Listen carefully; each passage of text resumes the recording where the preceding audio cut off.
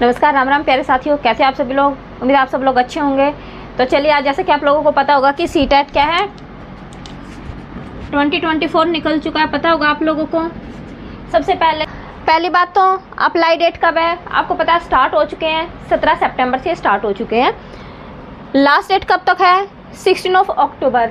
ठीक है, रात के आप 11:49 तक, यानी कि रात के एक तरीके से 11 बजे तक आप अप्लाई कर सकते हो। ठीक है, कर सकते हो इसको।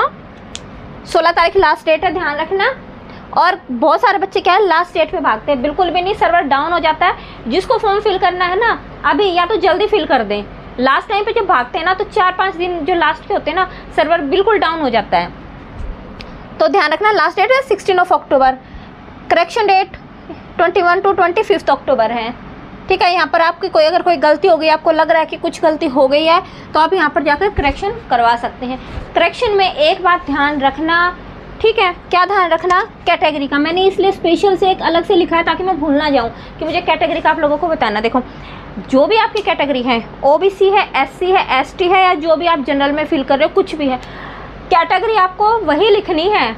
जैसे मैंने एक बच्चे के उसमें देखा, क्या बोलते हैं, सीटेट में देखा, उसकी कैटेगरी जनरल है, उसने पास भी जनरल से ही कर रखे हैं, 90 अबव उसके मार्क्स थे। लेकिन क्या है, उसने कैटेगरी उसकी पता नहीं, वो तो बच्चा कह रहा था कि मैंने जनरल फिल की थी, लेकिन जो वो था ना उसकी मार्कशीट थी, उसमें जनरल की जगह वहाँ पर आया हुआ है OBC कैटेगरी में लिखा हुआ।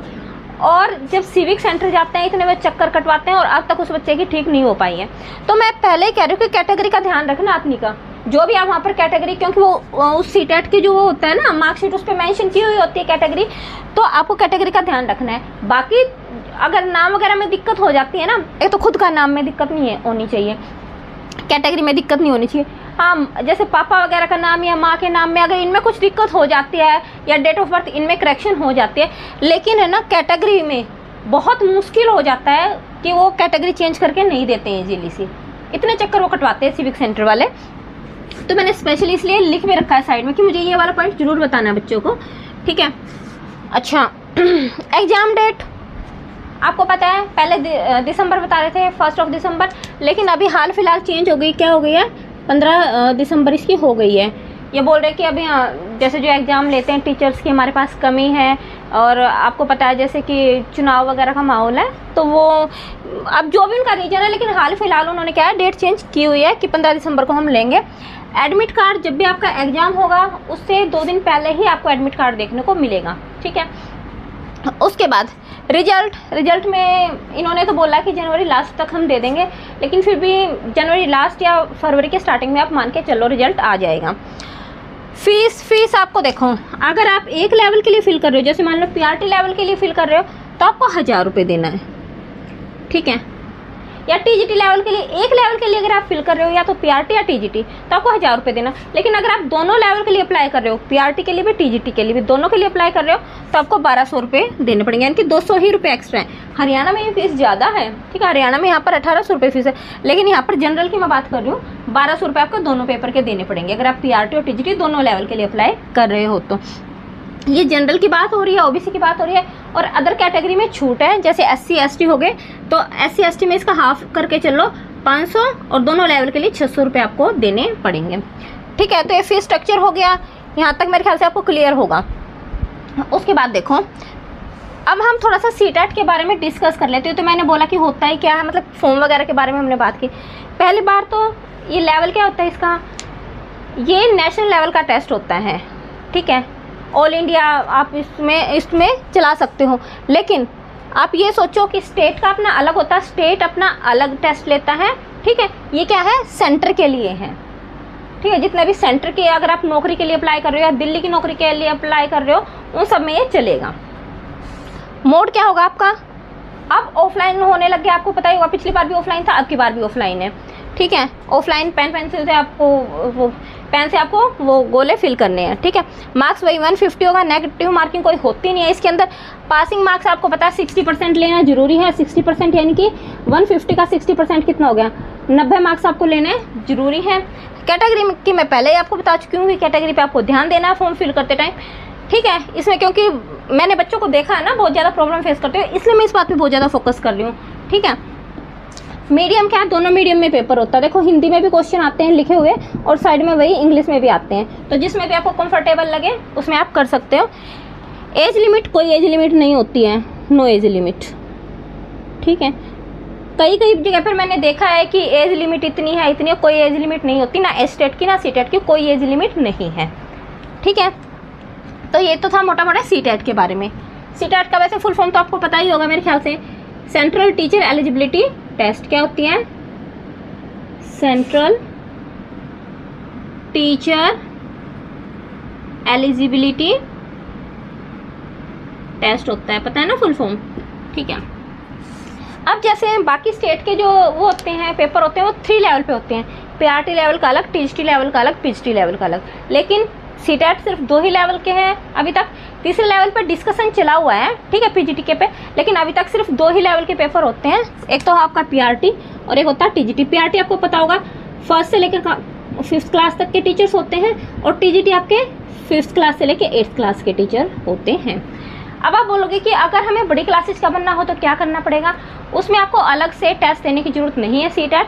आपको अगर आप पीजीटी भी बनना चाहते हो ना, अभी तक हाल फिलहाल ये रूल है कि अगर आपको पीजीटी टीचर भी बनना है ना, तो भी आपको ये 2nd लेवल का क्या है, सीटेट क्लियर करना पड़ेगा, ठीक है। आपके पास जो डिग्री और डिप्लोमा अलग होने चाहिए, लेकिन टेस्ट आपको सीटेट लेवल 2nd ही करना पड़ेगा, ठीक है। अभी मैं सिलेबस की बात करूं तो देखो सिलेबस में क्या क्या होता है। अच्छा, ये अप्लाई कौन कौन कर सकते हैं? पहली बात तो अभी इस पे ये डिस्कस करेंगे। पीआरटी के लिए आपको क्या क्या एलिजिबिलिटी चाहिए, क्या क्या आपके पास होना चाहिए? पहली बात 12th, ठीक है, 12th प्लस में अगर आपने डीएड किया हुआ है, डीएड बोल दो, जेबीटी बोल दो, ठीक है, या फिर आपने बीएलएड किया हुआ है, ठीक है। यहाँ पर आपने चाहे स्पेशल जेबीटी भी की हुई है, स्पेशल का भी अगर कोर्स किया हुआ ना तो भी वही वैलिड है, ठीक है। अगर आपने कोई स्पेशल में भी कर रखा ना, special D Ed, special JBT, special B Ed, तो वो वाले भी क्या है, वैलिड हैं। यहाँ पर एक पॉइंट और नोट देना, स्पेशल वाले भी ध्यान देना, ठीक है। बच्चे इसमें बड़े परेशान रहते हैं कि मैम क्या स्पेशल वालों के लिए अलग से कोई ऑप्शन होता है? कोई अलग से ऑप्शन नहीं है। अगर आप सीटेट अगर फिल करने जाओगे तो वहाँ पे कोई अलग से स्पेशल वालों का अलग ऑप्शन नहीं मिलता, आपको नॉर्मल ही फिल करना है। स्पेशल वालों को भी ये नॉर्मल ही फिल करना है, ठीक है। सीटेट आपका सेम रहेगा, चाहे आप स्पेशल आपने क्या रखा है, नॉर्मल आपने कोर्स कर रखा है। उसके बाद लेकिन जो सीटेट के बाद जो एग्जाम होता है ना, वो अलग होता है, ठीक है। ये पॉइंट ध्यान में रखना। तो ये वाली हो गई लेवल 1 के लिए आपकी क्वालिफिकेशन। अब लेवल 2 की अगर मैं बात करूँ तो वही आपके पास क्या होनी चाहिए, ग्रेजुएशन होनी चाहिए। ग्रेजुएशन के साथ साथ आपके पास क्या होना चाहिए, बीएड होनी चाहिए। अब बीएड कौन सी होनी चाहिए, चाहे स्पेशल बीएड है, नॉर्मल बीएड है, दोनों लेवल 2 के लिए अप्लाई कर सकते हैं। पेपर सेम आना, चाहे स्पेशल है चाहे नॉर्मल है, ठीक है। अच्छा, इसमें फिर एक होता है सब्जेक्ट से रिलेटेड क्वेश्चन। अगर आप मान लो इसमें देखो पीआरटी का तो कुछ पंगा है ही नहीं, पीआरटी में तो सीधा एक ही ऑप्शन मिलेगा आपको कि आपको पीआरटी लेवल के लिए फिल करना है, उसमें कोई पंगा नहीं है। लेकिन जब आप टीजीटी के लिए फॉर्म फिल करने जाओगे ना, टीजीटी के लिए जब आप फॉर्म फिल करने जाओगे तो वहाँ पे आपको कन्फ्यूजन रहता है। जैसे अदर स्टेट में, जैसे हरियाणा हुआ या राजस्थान हुआ, तो वहाँ पे आपसे पूछा जाता है कि आप कौन से सब्जेक्ट के टीचर बनना चाहते हो, तो वहाँ पर ऑप्शन अलग से मिलेंगे। हिंदी का एचटेट अलग आता है, इंग्लिश का अलग आता है, मैथ का, मतलब ऐसे एचटेट की बात कर लो, रीट की बात कर लो, राजस्थान टेट की अलग अलग पेपर आते हैं। लेकिन सीटेट की मैं बात करूँ तो वहाँ पे सिर्फ आपको 2 ही ऑप्शन मिलेंगे, ठीक है। एक तो आर्ट का ऑप्शन मिलेगा और एक आपको मिलेगा साइंस का ऑप्शन मिलेगा, ठीक है। 2 ऑप्शन मिलते हैं। अब आपको इनमें से देखना है कि आपको कौन से सब्जेक्ट का टीचर बनना है। इसमें आर्ट में अलग से ऑप्शन नहीं मिलेंगे जैसे बाकी स्टेट में होता है कि हिंदी इंग्लिश, नहीं। अगर आप आर्ट के आपके कोई भी सब्जेक्ट है या कॉमर्स के कोई भी सब्जेक्ट है तो आप आर्ट स्ट्रीम में जाओगे, ठीक है। किस में जाओगे, आर्ट स्ट्रीम में जाओगे। चाहे आपको हिंदी का टीचर बनना है, इंग्लिश का बनना है, ठीक है, और ये जितने भी आपके आर्ट के सब्जेक्ट हो गए, हिस्ट्री और ये पॉलिटिकल साइंस, जो भी मतलब आर्ट के सब्जेक्ट, आप आर्ट में जाओगे। साइंस में अगर आपने मैथ कर रखा है, ठीक है, या आपका सिर्फ एक ही सब्जेक्ट मैथ था, यहाँ पर भी एक कन्फ्यूजन है कि बच्चे बोलेंगे कि हमारे पास तो सिर्फ एक ही सब्जेक्ट था साइंस का।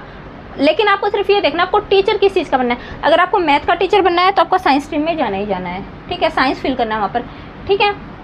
आपको किसी भी चीज़ का टीचर बनना है, फिजिक्स केमिस्ट्री किसी का भी, तो आपको साइंस स्ट्रीम में जाके फिल करना पड़ेगा। 2 ही ऑप्शन मिलते हैं हाल फिलहाल। तो मेरे ख्याल से यहाँ तक आपको कन्फ्यूजन जो है आपका क्लियर हो चुका होगा। फिर भी अगर कुछ डाउट है तो आप नीचे पूछ सकते हैं, ठीक है, कमेंट सेक्शन में जाकर पूछ सकते हो कोई भी डाउट, अगर मैं कोई पॉइंट रह गया हो बताना तो मैं वहाँ पर बता दूंगी, ठीक है। उसके बाद सिलेबस हम बिल्कुल डिटेल में डिस्कस अलग से करेंगे, लेकिन यहाँ पर मैं मोटा मोटा बता देती हूँ। जो आपका जो सिलेबस है ना वो 5 पार्ट में आएगा। पीआरटी की मैं बात कर रही हूँ यहाँ पर, ठीक है, पीआरटी की 1st to 5th 5 लेवल में आपका पेपर आता है। पहला आपका होता है हिंदी, एक पोर्शन हिंदी, 2nd इंग्लिश आएगी, 3rd मैथ आएगा, और 4th आपकी ईवीएस आएगी, और 5th आपका आएगा सीडीपी। 5 सब्जेक्ट आपके आएंगे। ईच पोर्शन 30 मार्क्स होगा, हर एक पोर्शन 30-30 नंबर का आएगा, ठीक है। आप 30-30 नंबर में भी ना ध्यान देना, जैसे एस्टेट वालों को तो क्या करना था, 15-15 नंबर की लैंग्वेज थी, लेकिन यहाँ पर 30 नंबर की। अब यहाँ पर जो हिंदी है ना, हिंदी आपकी अलग अलग हो जाएगी। कैसे अलग अलग हो जाएगी, इसमें 15 नंबर की आपकी पैडागोजी आएगी, 15 नंबर के आपके नॉर्मल क्वेश्चन आएंगे। इसमें क्या है, हाफ मार्क्स हो जाते हैं, पूरे तो मैं नहीं कह सकती बिल्कुल 15, 1-2 नंबर ऊपर नीचे के आप मान के चल लो, लेकिन ऑलमोस्ट 15 क्वेश्चन आपके पैडागोजी से रिलेटेड होते हैं, और 15 क्वेश्चन आपके उस सब्जेक्ट से रिलेटेड होते हैं, ठीक है, डायरेक्ट से क्वेश्चन होते हैं। आई बात नहीं। दूसरी बात, जो सीटेट का एग्जाम है ना वो पूरा अंडरस्टैंडिंग बेस होता है। ऐसा नहीं कि आपने रट लिया और आपका काम चल जाएगा, बिल्कुल भी नहीं चलेगा। आपको हर चीज़ का कंसेप्ट क्लियर होना चाहिए। क्वेश्चन क्या है वो डायरेक्ट नहीं पूछते हैं, पहले या तो एग्जाम्पल देते हैं, फिर उसमें से पूछते हैं कि बताओ ये कौन से उसने मनोवैज्ञानिक का ये वो ने ये ऐसा सिद्धांत दिया था, या कौन सा सिद्धांत दिया था, इस तरीके से क्वेश्चन पूछते हैं। तो सीटेट में तो आप रट्टू तोता बन के काम नहीं चला सकते हो, आपके हर चीज़ की अंडरस्टैंडिंग अच्छी होनी चाहिए, क्लियर होना चाहिए आपको, ठीक है। ऐसे ही इंग्लिश में भी पैडागोजी अलग आती है और क्वेश्चंस अलग आते हैं, सेम सब में, मैथ में भी और इसमें भी, ईवीएस में भी और सीडीपी में भी। तो पैडागोजी क्या है, अलग अलग आती हैं, ठीक है, पैडागोजी से रिलेटेड क्वेश्चन आते हैं। तो अगर आपको सीटेट क्लियर करना है तो आपको सबसे पहली बात मैंने बता दिया, अभी से तैयारी करना शुरू कर दो। लास्ट टाइम पे 2-3 दिन में आपकी कोई तैयारी नहीं होने वाली है। कभी सोचो कि हाँ आराम से हम 2-4 दिन में 2-4 वीडियो देखेंगे, पूरी फुल मैराथन देखेंगे, हो जाएगा, बिल्कुल नहीं होने वाला, भूल जाओ। दूसरी बात, अपनी अंडरस्टैंडिंग डेवलप कर लो, ऐसे नहीं रटना नहीं है, आपको हर चीज़ का कंसेप्ट क्लियर होना ही होना चाहिए, ठीक है। तो आप इजीली सीटेट क्लियर कर लोगे। बाकी इसके बारे में हम डिटेल डिस्कस करेंगे, सब्जेक्ट का मैं एक बताऊंगी बिल्कुल अलग से वीडियो बना के, ठीक है। यहाँ पर तो मैंने मोटा मोटा बताया कि सीटेट का जैसे फॉर्म वगैरह के बारे में, या मीडियम कैसा होता है, इसके सिलेबस की हम डिटेल वीडियो अलग से बनाएंगे।